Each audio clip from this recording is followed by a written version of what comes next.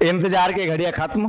फिर एक बार मैं अजीत नागर परफेक्ट एकेडमी के ऑनलाइन प्लेटफॉर्म पर आपके सामने परसेंटेज के एक न्यू कॉन्सेप्ट के साथ शुरू करते हैं। ज्यादा बातें नहीं करते, पढ़ने में मजा आएगा। 10 मिनट लूंगा, 3 कॉन्सेप्ट क्लियर कराऊंगा।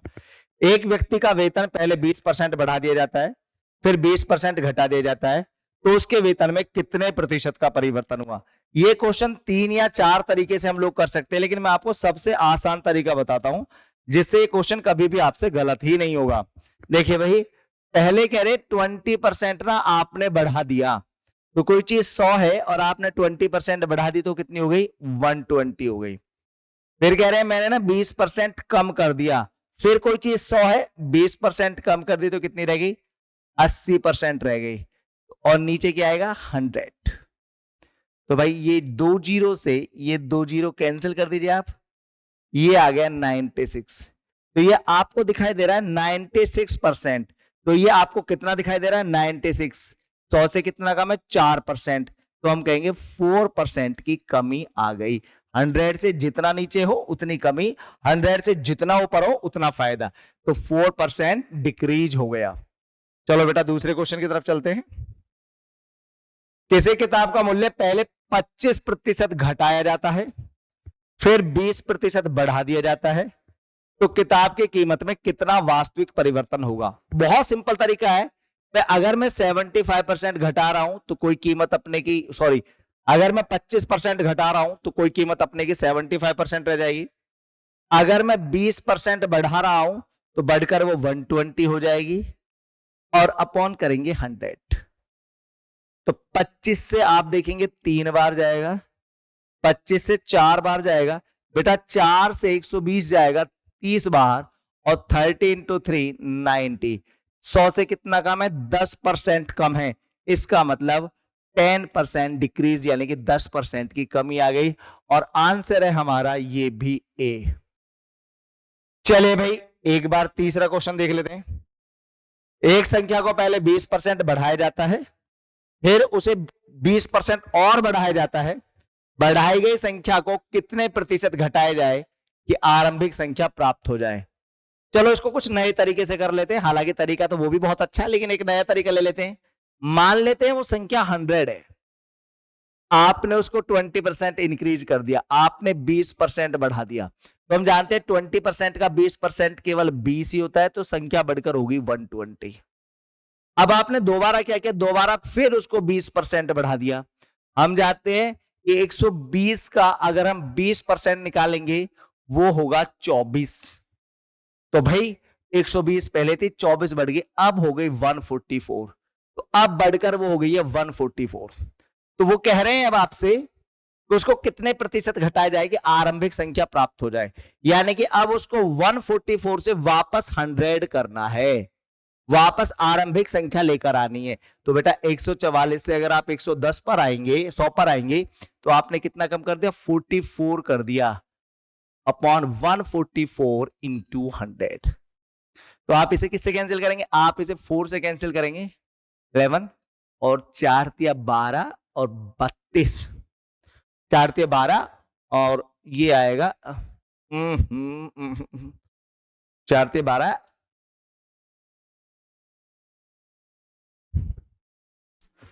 चलिए भाई ऐसे कर लेते हैं 11, और इसे करेंगे 4 तिया 12, बचा 2 और 24।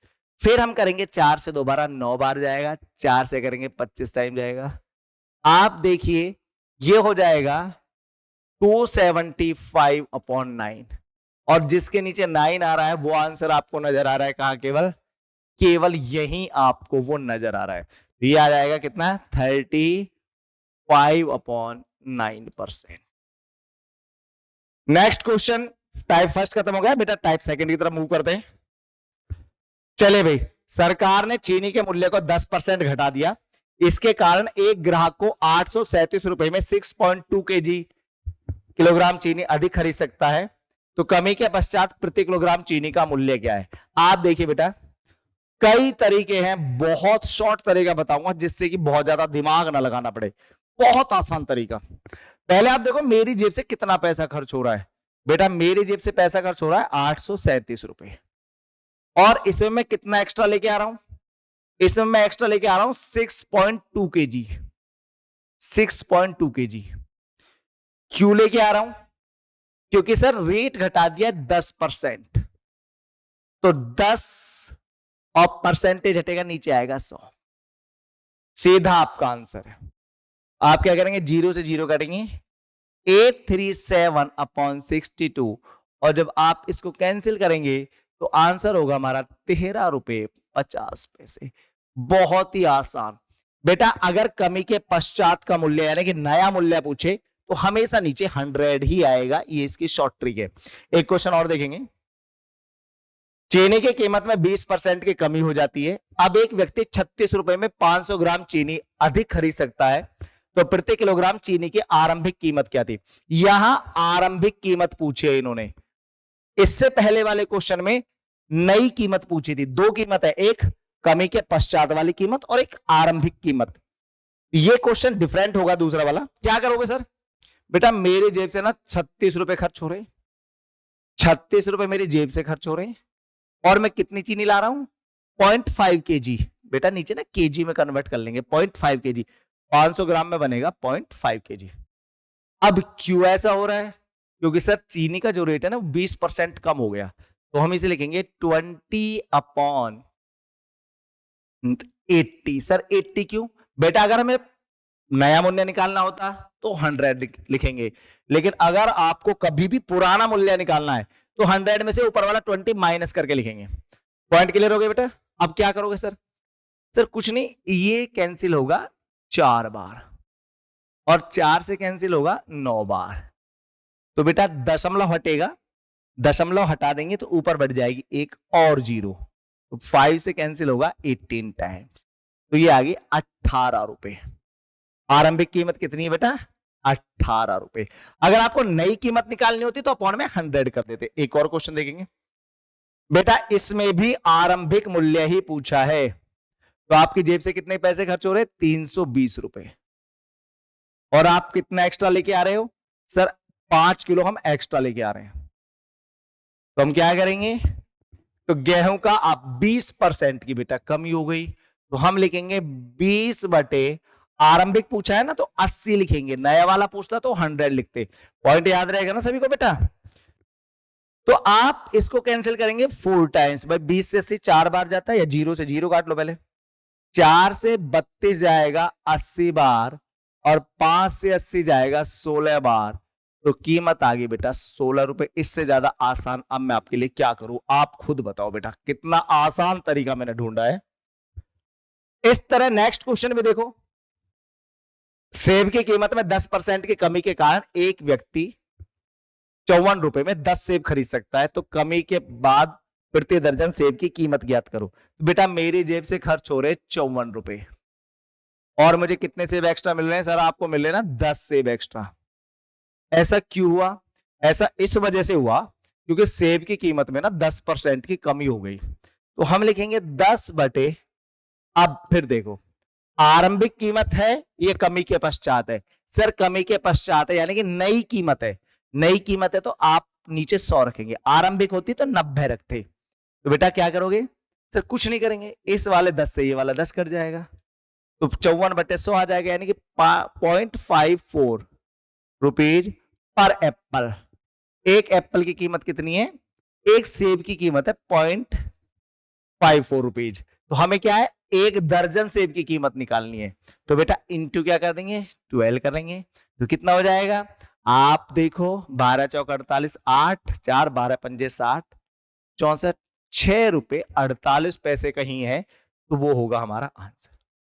आपके दो कॉन्सेप्ट मैंने बहुत बढ़िया तरीके से सॉल्व करा दिए।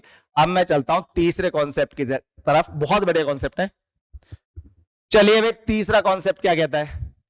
एक परीक्षा में 34 स्टूडेंट्स गणित में फेल हुए, 42% अंग्रेजी में फेल हुए, और 20% दोनों विषय में फेल हुए। ये भी फेल है बेटा, ध्यान से देखिएगा, ये भी फेल हुए हैं और ये फेल हुए। बहुत शॉर्ट, इस क्वेश्चन को भी ना लगभग 2 या 3 तरीके से कर सकते हैं, लेकिन मैं वो तरीका ढूंढता हूं जो कभी ना भूलो और सबसे ज्यादा आसान हो। इसका सबसे शॉर्ट ट्रिक क्या है? पहले हमने क्या लिखा? हमने लिखा मैथ्स, फिर हमने यहां लिखा इंग्लिश, और यहां जाके लिखा हमने बोथ। बहुत आसान तरीके, देखो बेटा, मैथ्स में 34% फेल है, इंग्लिश में 42% फेल है, बोथ में 20% फेल है। बेटा ये तीनों एक जैसे होने चाहिए, फेल फेल फेल। अगर गलती से पास दिया है तो आप इसे कन्वर्ट कर लेंगे फेल में। बेटा सब्जेक्ट्स को जोड़ लेते हैं और बोथ को माइनस कर देते हैं, तो सब्जेक्ट जोड़ेंगे कितना आएगा सर 6, 76% माइनस 20%, तो बेटा ये आ गया कितना 56%। ये हमारे फेल है। हमसे क्या पूछा है सर, हमसे पूछा पास, तो बेटा 100 में से इसे माइनस कर दो, और जब आप इसे 100 में से माइनस करेंगे तो आपका आएगा 44% पास। बेटा फेल दिया है ना, पूछा पास है, तो 100 से मैंने क्या कर दिया माइनस, तो 44% क्या है आपके पास, आपसे पास पूछा है। इसी तरह से एक और क्वेश्चन करेंगे। परीक्षा में 52% छात्र हिंदी में और 42% अंग्रेजी में फेल हुए, यदि दोनों विषय में 17% फेल हुए। बहुत आसान तरीका है, 52%, इसमें ऐड कर लेंगे 42% और माइनस कर देंगे बोथ यानी कि 17%। तो भाई ये जोड़ के आ जाएगा 94%, माइनस हो जाएगा 17%। आप जानते कितना आएगा सर, बिल्कुल ये 7 आएगा, और सर ये आएगा 8 माइनस 1, यानी कि ये भी 77% ना सर फेल है। और बेटा हमसे क्या पूछे हैं सर, हमसे पूछे हैं पास स्टूडेंट, तो 100 से माइनस कर देंगे 77, बेटा आ जाएगा 23% पास। बहुत आसान तरीका, लेकिन मेरी एक शर्त याद रखिएगा, फेल फेल फेल। चलिए बेटा बिल्कुल वही क्वेश्चन है, 70% अंग्रेजी बोल सकते हैं, 65% हिंदी बोल सकते हैं, और 27% दोनों बोल सकते हैं। तो आप क्या करेंगे 70% करेंगे, प्लस यहां 65% करेंगे, और माइनस कर देंगे हम 27% को। ये हो जाएगा 135% माइनस 27%, तो कितना आएगा बेटा, अगर 135 अंग्रेजी बोल सकते हैं, 65 बोल सकते हैं, 27 दोनों गैर बोल सकते हैं। अब क्या करोगे बेटा, आप इसमें आप जब इन दोनों को जोड़ोगे, इसमें से